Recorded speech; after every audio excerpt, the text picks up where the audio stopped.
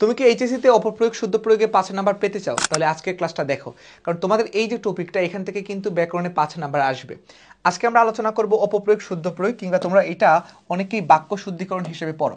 এখন এই বাক্য শুদ্ধিকরণ কিভাবে পরীক্ষাতে আসে? তোমাকে 8টা বাক্য দেয়া থাকবে, অশুদ্ধ বাক্য দেয়া থাকবে। এই 8টা অশুদ্ধ বাক্য তোমার শুদ্ধ করে লিখতে হবে। তো আমরা সবাই এটা কম বেশি পড়ি, কিন্তু আজকে আমরা তোমাদেরকে কিছু ধরে ধরে কিছু জিনিস দেখাবো, যেগুলো তোমরা যদি পড়ো তাহলে আমার কাছে মনে হয় যে এই টাইপের প্রশ্ন কিন্তু তোমাদের পরীক্ষাতে বেশি আসে। আমরা একটু অশুদ্ধ বাক্যগুলো একটু এখানে দেখে ফেলি। প্রথমে যে অশুদ্ধ বাক্যটা দেয়া আছে, বলছে শুধুমাত্র গায়ের জোরে কাজ হয় না। সো এই যে শুধুমাত্র, কেবলমাত্র, এগুলো শব্দের মধ্যে ব্যবহার করা যাবে না। কেননা এই শুধুমাত্র শব্দটার মধ্যে আমরা দেখতে পাই রিডান্ডেন্সি কিংবা বাহুল্য দোষ, পুনরাবৃত্তির দোষ হয়েছে। শুধু মানে কি? শুধু মানে কেবল একটা জিনিসকে বোঝায়। মাত্র মানে কি? মাত্র মানেও কেবল একটা জিনিসকে বোঝায়। সো দুইবার আমরা কেন এই অনলি জিনিসটাকে ব্যবহার করব?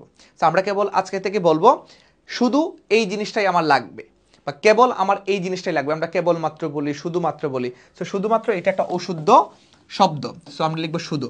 তারপর এখানে দেখো গায়ের জোরে কাজ হয় না। এই যে জোরটা দেয়া আছে না, ডয়ে বিন্দু র, এই জোর মানে হচ্ছে জোর সংখ্যা 2, জোর সংখ্যা।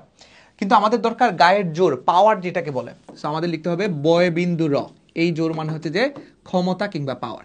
তো তোমরা যারা যারা আজকে ক্লাসটা শেয়ার করে দিবে তাদেরকে কিন্তু এই স্লাইড, এই পিডিএফটা কিন্তু তোমাদেরকে দিয়ে দেওয়া হবে। আমাদের পেজে মেসেজ করো এই ক্লাসটা শেয়ার করে। সো তোমরা এটার একটা স্ক্রিনশট নিতে পারো, কিংবা তোমরা দেখতে পাচ্ছ যে আমরা এখানের বাক্যগুলো যেগুলো সলভ করতেছি এইগুলো কিন্তু তোমাদের পরীক্ষাতে আসবে, বোর্ড প্রশ্নে এইগুলো থেকেই প্রশ্ন আসে। দ্বিতীয় জিনিসটা দেখো, সকল সভ্যগণ এখানে উপস্থিত ছিলেন। সকল একটা বহুবচনবোধক শব্দ। তারপর সভ্যর সাথে গণ, এই গণটাও কিন্তু একটা বহুবচনবোধক শব্দ। তো সকল সভ্যগণ, সকল শিক্ষার্থীবৃন্দ, এটা আসলে ভুল, এটা আসলে অপপ্রয়োগ। কেন? কারণ সকল দিলে আমরা সভ্যগণ দেওয়া লাগবে না, সকলটা একটা বহুবচনবোধক শব্দ। আমরা লিখবো সকল সভ্য এখানে উপস্থিত ছিলেন, অথবা সভ্যগণ এখানে উপস্থিত ছিলেন। উপস্থিত বানানটা আমরা ঠিক করে লিখবো। সো বানানজনিত অপপ্রয়োগ থাকতে পারে, তারপর তোমাদের এখানে শব্দ গঠনজনিত অপপ্রয়োগ থাকতে পারে, বাহুল্য দোষজনিত অপপ্রয়োগ থাকতে পারে। সদা সর্বদা তোমার উপস্থিতি প্রার্থনীয়। প্রবলেমটা কোন জায়গায়? সদা যে জিনিসটা বোঝায় সর্বদা সেম জিনিসটাই বোঝায়। আমরা বললাম সদা সত্য কথা বলবে, মানে সর্বদা সত্য কথা বলবে। তো সদা দিলে সর্বদা দেওয়া লাগে না। এরকম অশুদ্ধ বাক্য দিবে, তুমি শুদ্ধ করে এখানে লিখে দিবা। তাহলে সদা সর্বদা না দিয়ে আমরা দিব সদা অথবা সর্বদা একটা দিব। তোমার উপস্থিতি প্রার্থনীয়, প্রার্থনীয় বানানের মধ্যে দীর্ঘইকার। সে দলের মধ্যে সবচেয়ে শ্রেষ্ঠতম খেলোয়াড়। এই যে এই জায়গায় প্রবলেমটা, সবচেয়ে দিলে আবার শ্রেষ্ঠতম। শ্রেষ্ঠতম মানেই তো সবার চেয়ে ভালো বা সবার চেয়ে ইউনিক, সেটাকে তো আমরা বলি শ্রেষ্ঠতম। তো সবচেয়ে দিলে আবার শ্রেষ্ঠতম দেওয়া লাগবে না, লিখতে পারো সে দলের মধ্যে সবচেয়ে ভালো খেলোয়াড় অথবা শ্রেষ্ঠতম খেলোয়াড়। খেলোয়াড় বানানটা বয়ে বিন্দু র দিয়ে না, হয়ে ডয়ে বিন্দু র দিয়ে হবে। তার মানে বুঝতে পারতেছো নাম্বার তোলা কিন্তু কঠিন আছে যদি তুমি না পড়ো। যদি তুমি না পড়ো তাহলে নাম্বার তোলা তোমার জন্য কঠিন। তার দেহ আপাদমস্তক পর্যন্ত আবৃত ছিল। এই দেখো প্রবলেমটা হচ্ছে যে আপাদমস্তক, এই জায়গায় আপাদমস্তক মানে হচ্ছে যে পা থেকে, মাথা থেকে পা পর্যন্ত, তাই তো? তারপর আবার দিছে পর্যন্ত। আপাদমস্তক শব্দের অর্থ কি? আমি লিখলাম মাথা থেকে, মাথা থেকে পা পর্যন্ত, পা পর্যন্ত, এটাকে আমরা বলি আপাদমস্তক, গোড়ালি পর্যন্ত। তারপর আবার পর্যন্ত দিছে, এই পর্যন্তটা এখন বাহুল্য দোষ বা পুনরাবৃত্তি দোষ। আবৃত্ত ছিল, আবৃত্ত বানাটা আমাদের খেয়াল রাখতে হবে, আবৃত্ত না আবৃত ছিল, মানে ঢাকা ছিল। তারপর এরকম 8টা বাক্যের মধ্যে আমাদের পরবর্তী বাক্যটা হচ্ছে যে খেলা চলাকালীন সময় গোলমাল শুরু হলো। খেলা চলাকালীন, এই যে চলাকালীন এবং সময় দুইটাই কিন্তু সেম।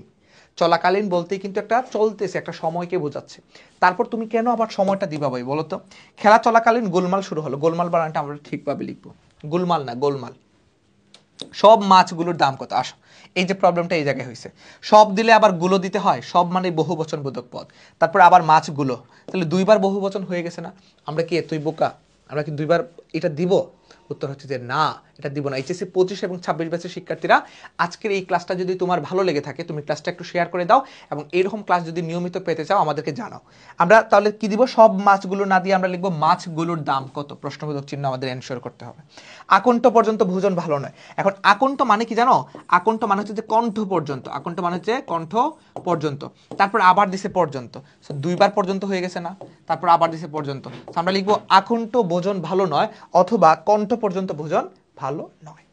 সো এই যে শুদ্ধ বাক্যগুলো 8টা লিখলাম, আমার কথা হচ্ছে যে 8টা বাক্য দেওয়া থাকলে তুমি যাতে 8টাই পারো।